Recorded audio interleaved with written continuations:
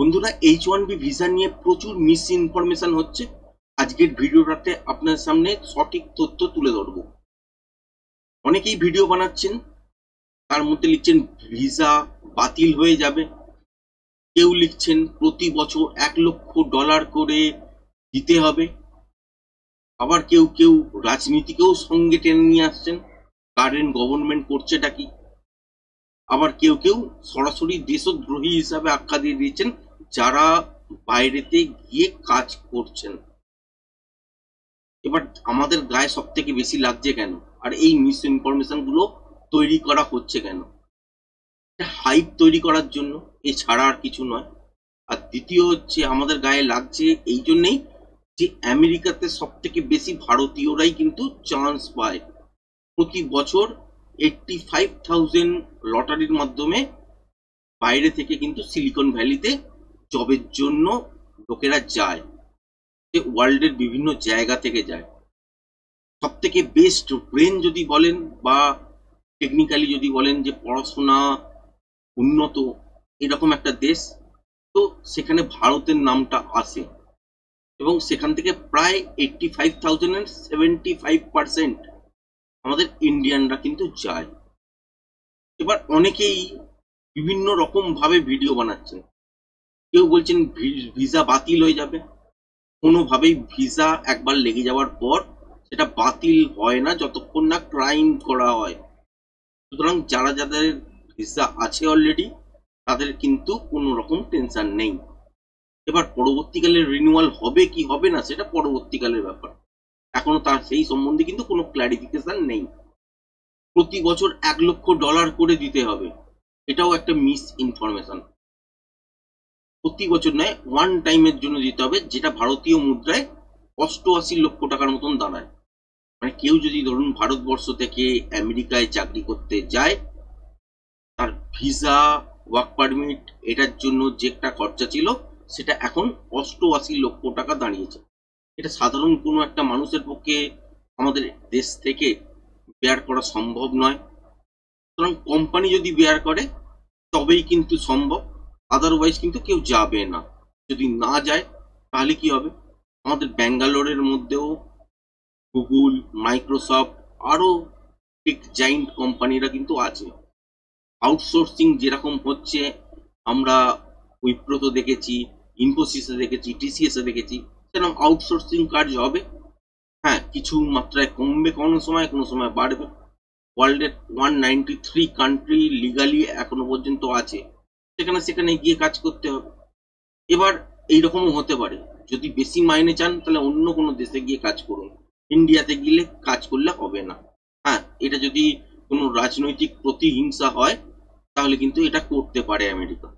এবং তার জন্য কোথায় কোথায় জায়গা খোলা আছে, আপনার ইউরোপের কোনো কান্ট্রিতে খোলা আছে জায়গা, বা দুবাই এইরকম, ইউএই এইরকম কোনো কান্ট্রির মধ্যে গিয়ে সেট আপ তৈরি করে সেখানে গিয়ে কাজ করতে পারে ভারতীয়রা। কিন্তু তার জন্য অপশন দিলে তবেই, এখনো তো অপশন ক্রিয়েট হয়নি। আর এই জায়গাটা তৈরি করার জন্য বিশেষ কিছু আপনার বেশি দিন ধরে কোনো একটা কনস্ট্রাকশন বলুন বা কিছু বলুন, এটা কিন্তু লাগে না। একটা বিল্ডিং লাগে, বেশ কিছু হাইটেক কম্পিউটার লাগে, তার সঙ্গে সঙ্গে ইন্টারনেট কানেকশন, আর হচ্ছে স্কিল্ড লেবার, যেটা সবকিছুই কিন্তু রাতারাতি তৈরি করা যায়, শুধুমাত্র বিল্ডিংটা ছাড়া। তো সুতরাং এটা নিয়েও কিন্তু কোনো রকম অসুবিধা নেই। এবার কেউ কেউ রাজনীতি টেনে নিয়ে আসছেন এবং কারেন্ট গভর্নমেন্টকে প্রশ্ন করছেন যে গভর্নমেন্ট কি করছে, ছেলেগুলোর ভবিষ্যৎ নিয়ে কি ছিনিমিনি খেলছে। অ্যাকচুয়ালি এটা যদি দোষ দিতেই হয় তাহলে হচ্ছে স্বাধীনতার পর থেকে সকলকেই দোষ দিতে হবে। আমাদের কাছে সেই ইনফ্রাস্ট্রাকচার নেই, সেই জন্যেই কিন্তু কি হয় যে আমাদের এখানকার যারা যারা পড়াশোনা শিখেছেন, আগে খুব বড় ঘরের ছেলে মেয়েরা শিখেছিলেন, বিদেশ থেকে পড়ে এসছিলেন, তারা এসে দেশের মধ্যে ছড়িয়েছেন ভাইবটা, এবং বোঝা গেছে যে আমাদের তুলনায় কমসে কম 10 to 15 টাইমস বেশি পয়সা আর্ন করা যায়। সেই জন্যেই কিন্তু দেশের বাইরে সাধারণ লোকও কিন্তু গেছে। কখন গেছে? যখন বড় কোনো নেতা, রাজনেতা, বিজনেসম্যান তাদের ছেলেদের দেখেছে বা ছেলে মেয়েদের দেখেছে যারা বিদেশ থেকে সঞ্চিত যে অর্থ তার পরিমাণ অনেক বেশি, এবং সেম জব করে কিন্তু অনেক বেশি ইনকাম করা যেতে পারে। এবং সাধারণ ঘর থেকেও কি করেছে না, লোন নিয়েও কিন্তু পড়াশোনা করিয়েছে বিদেশে।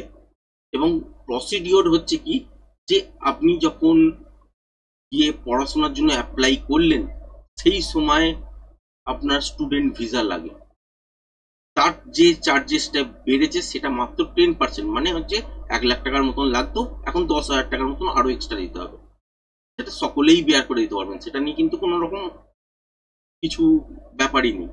এবার হচ্ছে সেই পড়াশোনা কমপ্লিট করার পর 2 বছরের জন্য চাকরি করার সুযোগ দেওয়া হতো, সেটা এখনো কিন্তু আছে। এবং সেই সুযোগ অনুযায়ী যদি কোনো কোম্পানি নেয় তাকে, মোটামুটি কিন্তু প্রথমেই এখনকার মুদ্রার ভ্যালুয়েশন অনুযায়ী 88 লক্ষ টাকা কিন্তু পেমেন্ট করতে হবে আগেই, তবেই কিন্তু তার ফাইলটা গিয়ে অ্যাপ্লিকেশনে জমা পড়বে। তারপর কিন্তু সে চাকরি যে মুদ্রায় পাবে বা যত মাইনে পাবে সেই অনুযায়ী সে তার চলবে।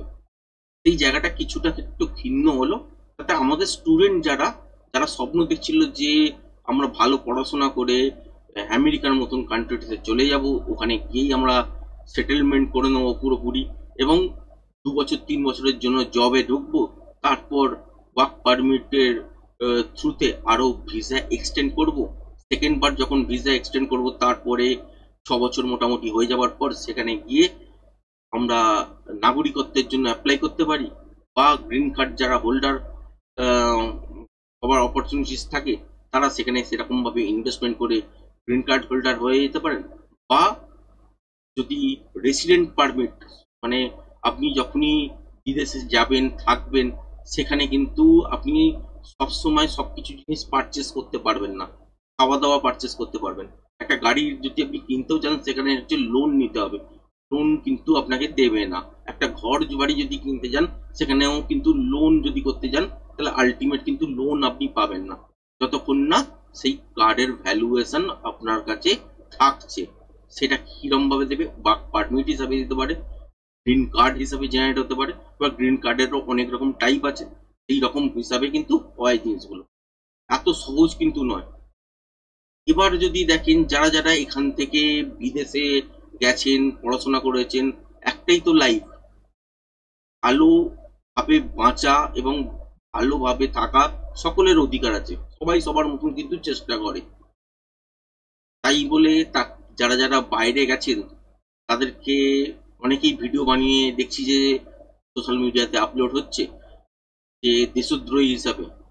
ঠিক হয়েছে, যখন ভারতের ওপর অ্যাটাক হচ্ছিল, ডেট ইকোনমি বলেছিল, বা ভারত থেকে যারা ইলিগালি আমেরিকাতে পৌঁছে গেছিল থ্রু পানামা, তো তাদেরকে হাতকড়ি দিয়ে পাঠিয়েছিল, তখন আপনারা কিছু বলেননি। তার এফেক্ট হিসাবে এবার আপনারা বুঝুন, এটা কিন্তু অ্যাকচুয়ালি বাস্তবে যদি বোঝেন, তারা ইলিগালি গেছিল, যেটা হচ্ছে একটা অফেন্স, ক্রাইম।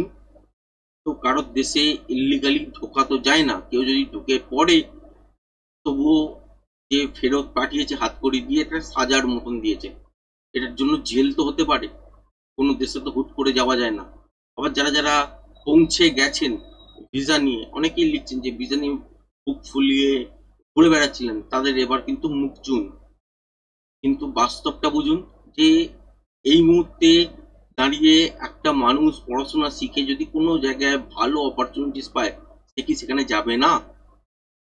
সে গেছে, সেখান থেকেও তো সঞ্চিত অর্থ ইন্ডিয়ার বুকে পাঠাচ্ছে, সেটাই তো ফরেন রেমিনেন্ট হিসাবে কিন্তু কাউন্ট হয়, এবং এটা বিলিয়ন্স বিলিয়ন্স ডলারে কিন্তু আসে আমাদের ইন্ডিয়াতে, সেখানে আপনার ঘাটতি হবে।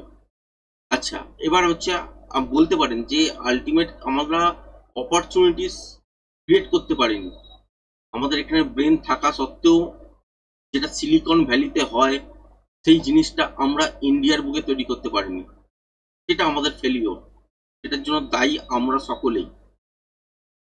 সুতরাং কোনোভাবেই কোনো রাজনীতি এর সঙ্গে ইনভলভ নেই। হ্যাঁ, হতে পারে যদি পার্সোনাল কোনো রকম খুন্নাস যেটাকে বলা হয় হিন্দিতে, সেরকম যদি ট্রাম্প আর মোদির সঙ্গে হয়ে থাকে তাহলে সাফার হয়তো হবেই অনেকেই। এবং রাজা রাজা যখন যুদ্ধ হয় উলুক আগ্রাই কিন্তু উজাড় হয়, এটা মহাভারত কাল থেকে চলে আসছে। সুতরাং এটাকে বদলাতে কোনোদিনই পারবেন না। তো এই এই মুহূর্তে দাঁড়িয়ে যদি দেখেন যে $1,00,000 নিয়ে অনেকে আবার কথা বলেছেন যে $1,00,000 প্রতি বছরে দিতে হবে, ওটা ওয়ান টাইমের জন্য। ওটা মানে 3 বছর বা 6 বছর ধরে ভিসাটা যেটা এক্সটেন্ড হয়ে আছে তার জন্য দিতে হবে, মানে নতুন ভাবে রিনিউ করতে গেলে তখন দিতে হবে। এবার চাকরির ক্ষেত্রে যদি দেখেন তাহলে এফেক্ট কি কি পড়তে পারে। হ্যাঁ, হতে পারে যে আমাদের ব্যাঙ্গালোরের মধ্যে গুগলের অফিস আছে, মাইক্রোসফটের অফিস আছে, মেটার অফিস আছে। তো তারা সেটআপটাকে আরো বড় করতে পারে, এখানে জব ক্রিয়েট করতে পারে। হয়তো ইন্ডিয়া থেকে আমেরিকায় যাওয়ার সুযোগ হলো না, কিন্তু ব্যাঙ্গালোরে গিয়ে জব করার সুযোগ হতে পারে। এবার রাজনৈতিক যদি কোনো রকম ব্যাপার থেকে থাকে তাহলে সেটা ইন্ডিয়ার বুকে তারা জব করতে দেবে না, তখন ওই ওমান, সৌদি আরবিয়া, ইউএই, হ্যাঁ, দুবাই, এসব জায়গায় পাঠাবে। তো যেরম যেরম অপরচুনিটিস থাকবে সেরম সেরম পাবেন। এবং কোনো দেশই আজকে ভাবছেন যে কেউ হয়তো বিদেশের সঙ্গে ব্যবসা করে খুব ভালো আছেন, কালকে যে লস হবে না কোনো গ্যারেন্টি নেই, ইকোনমি যে কোলাপস করবে না কোনো গ্যারেন্টি নেই। সুতরাং যেরম ভাবে চলছে চলবে, এবং চেষ্টা নিজেদেরই করতে হবে যে আলটিমেট হচ্ছে কিভাবে নিজেরা আরো ভালোভাবে গ্রো করতে পারি। এছাড়া যদি দেখেন যারা ইউটিউবের মধ্যে বসেই এই রকম টাইপের ওয়ার্ড ইউজ করছেন বা গালাগালি দিচ্ছেন বা সরকারকে দায়ী করছেন বা মিস ইনফরমেশন ছড়াচ্ছেন, তারা যে প্ল্যাটফর্মটা ইউজও করছেন বা আমি নিজেই যে প্ল্যাটফর্মটা ইউজ করছি সেটাও কিন্তু আমেরিকান প্ল্যাটফর্ম। সুতরাং এটাও যদি বন্ধ করে দেওয়া হয় তাহলে আমার কথা না আপনি শুনতে পাবেন, না আপনাদের কথা আমি শুনতে পাবো। সুতরাং এই জায়গাগুলো থেকে যেরকম হচ্ছে সেই অনুযায়ী নিজেকে পাল্টে নিয়ে আবারও কিন্তু এগিয়ে চলা, এটাই হচ্ছে রাস্তা। হ্যাঁ, অনেক স্টুডেন্টের হয়তো স্বপ্ন ভঙ্গ হবে, কিন্তু এটা ভেবে কোনো লাভ নেই যে যেটা হবার সেটা হয়েছে, সেটা আপনি বদলাতে নিজে থেকে পারবেন না। সুতরাং এটা উচিত কি যে যেটা সামনে আছে সেটাকে নিয়ে এগিয়ে চলা, এবং তার সঙ্গে সঙ্গে যে কোনো অপরচুনিটিস যদি আমাদের ইন্ডিয়ার বুকে হয় সেটা খুবই ভালো। এবং প্রত্যেকটা আপদা, এগুলোকে বলা হয় আপদা, যে বিপদ, তো এই প্রত্যেকটা বিপদে একটা করে অপরচুনিটিস কোনো না কোনো জায়গায় লুকিয়ে থাকে। এই পজিটিভ জিনিসটাকে দেখে সেটাকে নিয়েই কিন্তু আমাদের ভেবে এগিয়ে চলা কিন্তু উচিত। এইটুকুনি আমার মনে হয়েছে। আর মিস ইনফরমেশন যারা যারা ছড়াচ্ছেন যদি ভিডিওটা দেখেন তাহলে প্লিজ ছড়াবেন না। ওই রকম করে কটা ভিউয়ের জন্য মিস ইনফরমেশন দেওয়াটা কিন্তু ঠিক না। কারণ এটা হচ্ছে একটা প্যানিক মোড ক্রিয়েট করা, কয়েকদিনের জন্য ভিডিও হয়তো ভাইরাল হয়ে যাবে, কিন্তু আলটিমেট লাভের লাভ কিছু হবে না, রেসপেক্টটা আপনার কিন্তু কমে যাবে।